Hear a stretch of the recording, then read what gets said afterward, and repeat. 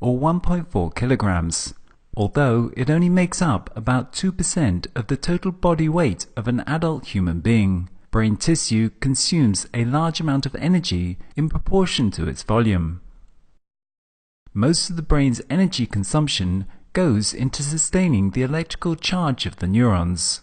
Most vertebrate species devote about 2 to 8% of basic metabolism to the brain. In primates, however, the percentage is much higher. In humans, it can rise to as much as 20 to 25%. The mind is composed of approximately 100 billion neurons, connected together into a neural network. Neural networks are made of neurons and connections between them called axons, which have synapses where the different neurons meet. Neurons generate electrical signals that travel along their axons. When a pulse of electricity reaches a junction called a synapse, it causes a neurotransmitter chemical to be released, which binds to receptors on other cells and thereby alters their electrical activity. The property that makes neurons unique is their ability to send signals to specific target cells over long distances. They send these signals by means of axons, which is a thin protoplasmic fiber which extends from the cell body and projects, usually with numerous branches, to other areas, sometimes nearby, sometimes in distant parts of the brain or body. Each of the 100 billion neurons has on average 7,000 synapse connections to other neurons. In its functioning, a neuron is a form of switch, that is to say, a cell that is either on or off. Any given neuron has a number of inputs from other neurons. If those inputs are above a given threshold, then it is activated and fires. If a neuron is activated, it then sends out signals to other neurons that it's connected to. Its output then becomes the input to other neurons. Where the output to one neuron meets the input to another, there is a synapse. These synapses change in their chemical composition as one learns in order to create stronger connections. In such a way, the cognitive system can develop and changes over time to form new patterns of neural networks. The brain is physically built as a neural network, and cognition happens in patterns. Every pattern corresponds to an idea or memory. If two neurons are turned on when a pattern is stimulated, then the synaptic connection between them becomes stronger. If they are not on at the same time, then the connection between them becomes weaker. Over time, if the same pattern keeps getting excited, then the connections get stronger between the neurons that are activated. After a time, a pattern can form that remains there even when not excited. By repeating something over and over, a pathway is activated to form a pattern. This pattern is a memory or concept that one can then use for cognition. The brain is hardwired to discern patterns. Humans have a well-documented tendency for pattern recognition. It is both a great cognitive strength, but also can be a weakness because we may see patterns that do not actually exist. Humans are generally very good at pattern recognition, so good in fact that we may often see patterns that are not actually there.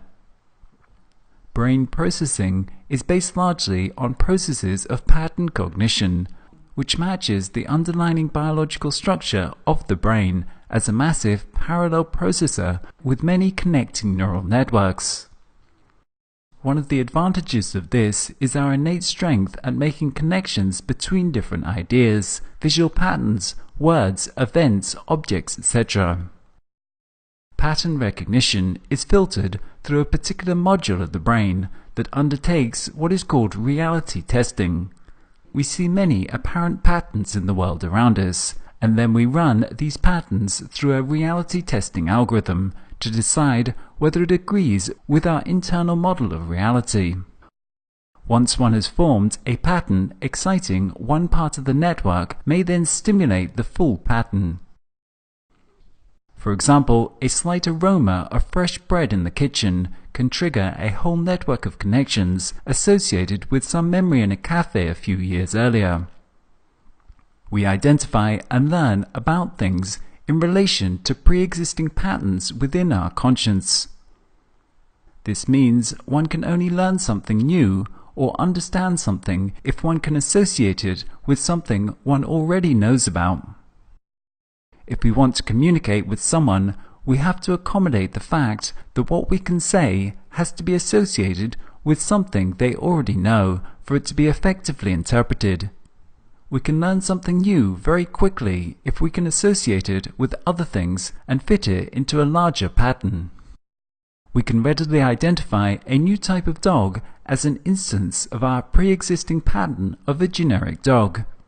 Likewise, we think and learn by association, and thus, when explaining something new, we typically give an example, as this helps to create the associations. The mind is a hierarchically layered network structure, with this hierarchy being based on abstraction. That is to say, more basic patterns on the lower levels are used as the building blocks for higher, more abstract patterns. Abstraction, in its main sense, is a conceptual process by which general rules and concepts are derived from the usage and classification of more specific examples, that is to say, more concrete forms. In the development of the brain, more basic patterns are formed and then grouped to create higher level patterns. The patterns to one layer become the input to another layer. The lowest level of abstraction is connected directly to the senses, providing the data or facts that are inputted. We then build up higher level patterns through a process of abstraction and synthesis, abstracting away the specific instances in synthesizing them into generic forms. In an evolutionary sense, our biological brains are a lizard brain inside of a mammal brain, inside of a primate brain, inside of a human brain, which is the most recently evolved part of our brains, the neocortex. It is possible for our brain to hierarchically control lower-level functions from higher levels, all the way down to the most basic, primitive levels, down to our brain stem. We can directly control very basic functions within our brain stem, such as the regulation of our breathing and maintenance of balance, from our most abstract and advanced levels of consciousness. Much of our cognition takes place subconsciously in the more primitive parts of our brain, where the emotions take place. Emotions make quick decisions for us that are mainly adaptive, including such states as fear, lust, hunger, happiness, and sadness. Emotions provide us with a very direct behavioral motivation. It is much easier for us to feel repelled by something like a piece of rotten food, rather than for us to have to reason through it to generate a response. Without these emotions, we would have to reason everything through, but with them, we simply experience the emotion, such as fear, when presented with a dangerous predator, and then we can react quickly based upon that emotion, without need for advanced cognition. Our decisions seem to be conscious, but they are often made subconsciously by an evolutionary neurobiological calculus that we are not aware of.